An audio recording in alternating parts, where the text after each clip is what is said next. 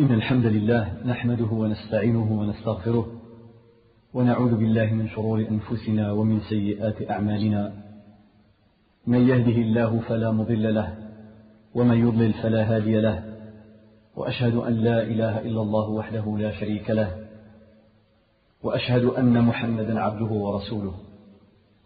يا أيها الذين آمنوا اتقوا الله حق تقاته ولا تموتن إلا وأنتم مسلمون. يا أيها الناس اتقوا ربكم الذي خلقكم من نفس واحدة وخلق منها زوجها وبث منهما رجالا كثيرا ونساء، واتقوا الله الذي تساءلون به والأرحام إن الله كان عليكم رقيبا. يا أيها الذين آمنوا اتقوا الله وقولوا قولا سديدا يصلح لكم أعمالكم ويغفر لكم ذنوبكم، ومن يطع الله ورسوله فقد فاز فوزا عظيما. أما بعد، فإن أصدق الحديث كتاب الله تعالى، وخير الهدي هدي محمد صلى الله عليه وسلم، وشر الأمور محدثاتها، وكل محدثة بدعة، وكل بدعة ضلالة، وكل ضلالة في النار.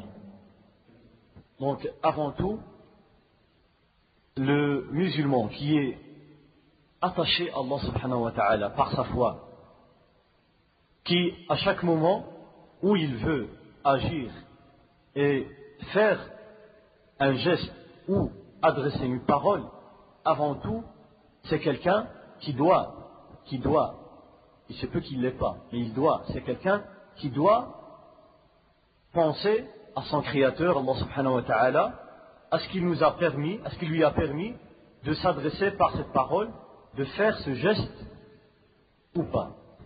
Allah subhanahu wa ta'ala a donné aux musulmans et a donné à l'être humain, à l'homme, à l'être humain, il lui a donné plusieurs bienfaits, ce qu'on appelle le ni'am. Allah subhanahu wa ta'ala nous a donné des ni'am, les bienfaits.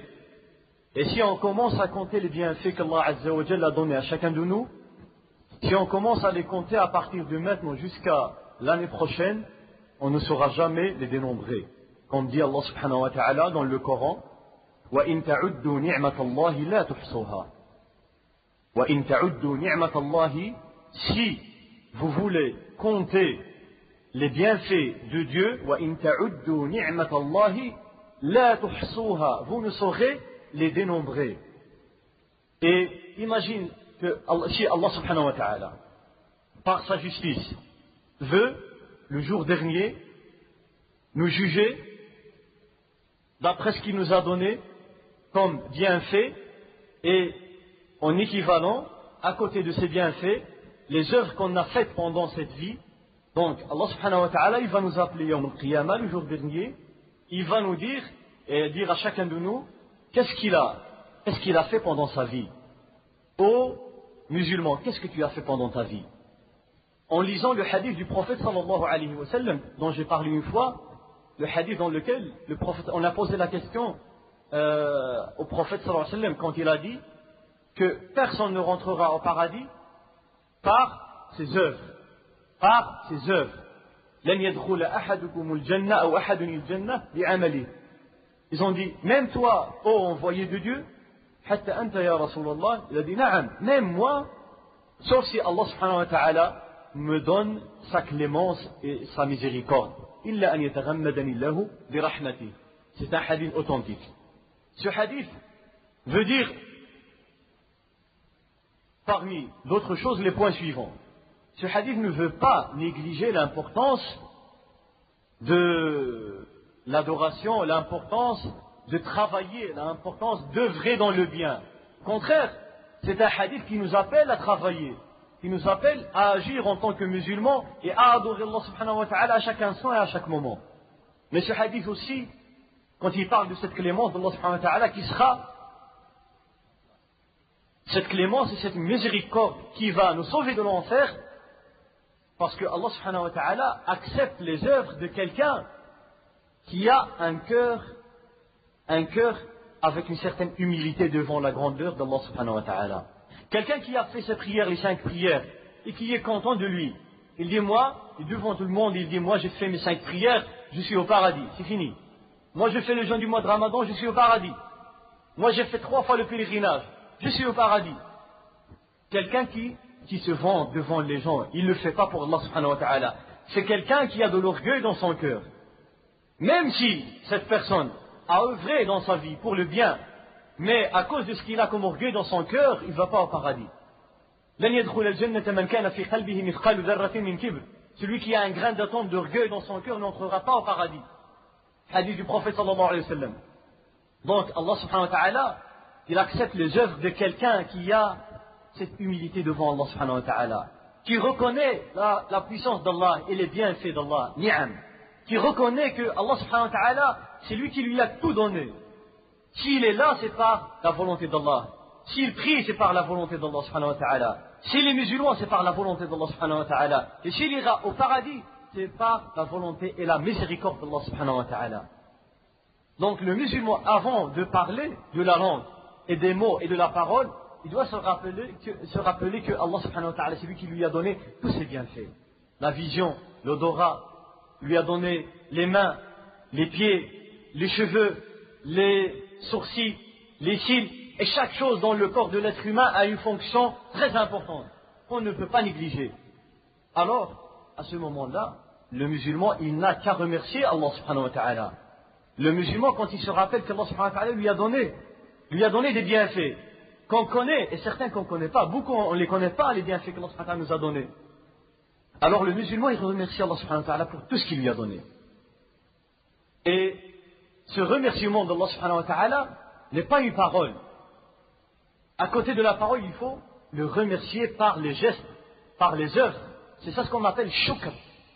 Celui qui veut vraiment remercier Allah subhanahu wa ta'ala. Shukr, c'est l'utilisation des bienfaits qu'Allah ta'ala t'a donné pour le bien de ta vie sur ce monde et sur cette terre.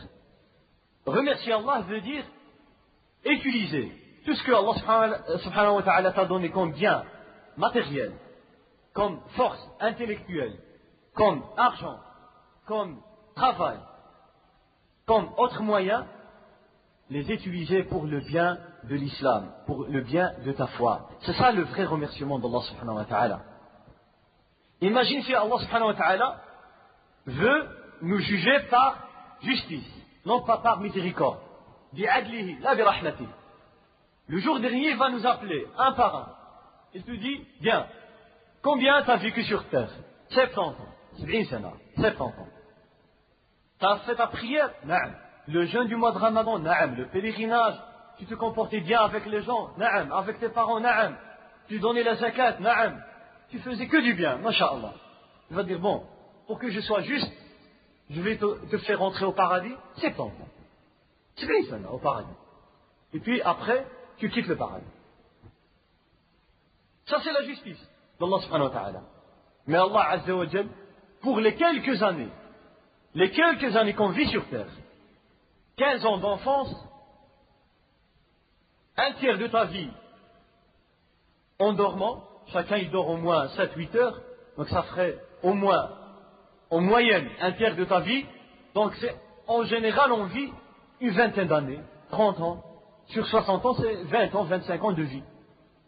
Alors sur ce peu d'années, est-ce qu'on mérite par justice d'Allah subhanahu wa ta'ala, est-ce qu'on mérite un paradis éternel? On ne mérite pas un paradis éternel, parce qu'on fait. Mais c'est par la miséricorde d'Allah subhanahu wa ta'ala, bi rahmatillah subhanahu wa ta'ala. Alors, le musulman, par ses bienfaits, il remercie Allah subhanahu wa ta'ala, il utilise sa langue et sa parole pour le bien. Il essaye d'éviter le mal, en s'adressant à ses proches, en s'adressant aux autres, il essaye d'éviter le mal. Et regardez comment le prophète sallallahu alayhi wa sallam veut guider le musulman vers le paradis. Et quand il parle de la langue, ce morceau de chair, de muscle, qui fait quelques centimètres, et qui est entre deux mâchoires, et qui est très dangereux, et qui peut conduire à l'enfer. Le prophète sallallahu alayhi wa sallam, il nous rappelle ce qu'on appelle dhikrullah, l'invocation de Dieu, des centaines